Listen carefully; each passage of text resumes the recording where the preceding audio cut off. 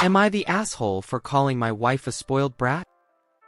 My wife, 35F, and I, 35M, have been together for 10 years, married 5. We grew up completely different. She's the only child of a surgeon father. Her mother died when she was 2, and it was her and her father for most of her life. He remarried when she was 17. He's wealthy, sent her to private school, paid for her college, and when we met a decade ago he was still paying her rent, even though she had a solid job. I come from a poor family, but we both have pretty good jobs and make around the same amount of money now. She is such a daddy's girl and it's been affecting our relationship. Anytime she wants or needs something, she goes to her dad first, and sometimes it's about things I could help with. I work in tech, and back when we started dating she was starting grad school, and she asked her dad, "What laptop should I get?" I told her I actually work in the field, which she already knew, and could easily answer that and get her what she needs, and she just kind of shrugged. Okay, fine. These little things have happened throughout the last decade.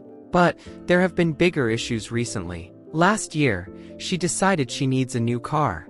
I disagreed. Her car is fine and she works from home and barely drives. She was adamant though.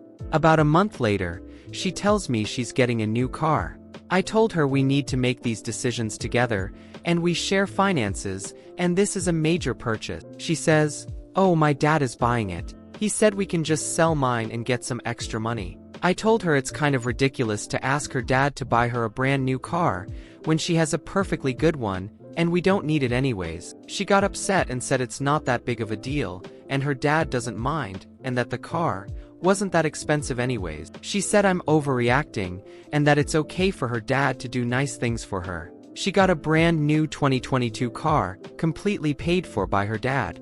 And we sold her old one. Now, we are buying a new house. We've finally narrowed it down to 2 options. We were discussing it last week and my wife says, "Oh, I don't think house A is good. My dad said he think we could do a lot better in our budget." Before she talked to her dad, she loved house A. So, I got a bit frustrated and said it didn't matter what her dad thought, because this is our family's home, and he won't be living there. She got angry. We started arguing. We both said mean things. I called her a spoiled brat and said she needed to grow up, and she got upset and slept in the guest room, and it's been a few days and we have barely spoken. She said I was so mean to her.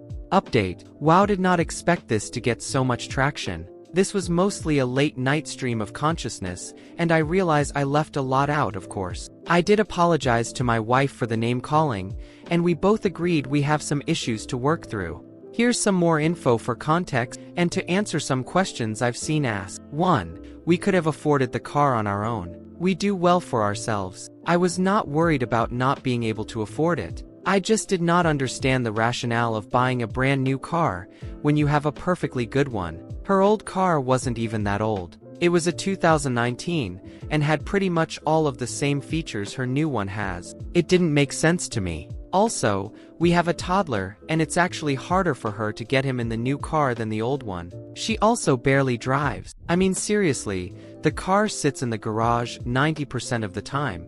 She has even said before that she hates driving. Sure, it was free, but I guess it's more about the principle than the car itself. But she got what she wanted, so whatever. 2.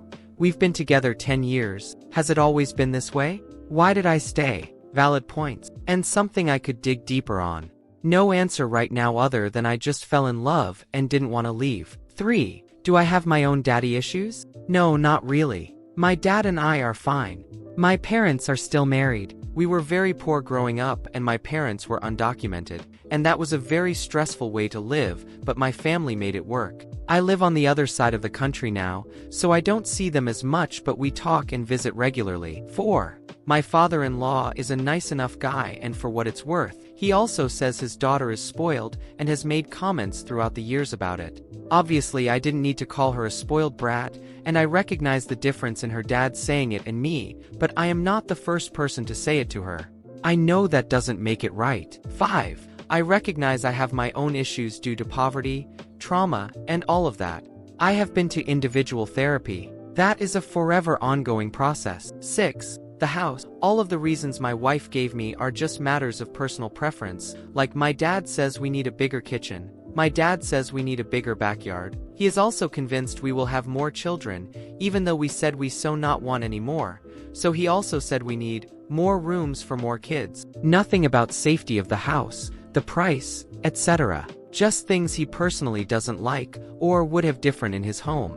Also, we've been looking for over a year, and he has given his thoughts many times throughout the year. So, I'm not saying she shouldn't ask him for advice. Also, no, he would not be paying for any of the house. 7. My wife has never been to any type of counseling in her life. When I suggested grief counseling for her, after I started my own, she looked at me like I said something ridiculous. Her family is very skeptical about therapy. So, I'm not sure if I will get her to do marriage counseling, but we will talk about this further. 8. Finally, my wife is a funny, creative, and beautiful woman. She's a great mom. She makes everyone laugh. I do love her despite what the post may make some of you believe. Thanks to those who sent me thoughtful messages. They provided interesting perspectives. Also, this not a full picture of everything. I'm just not willing to spend any more time writing it. It's a lot.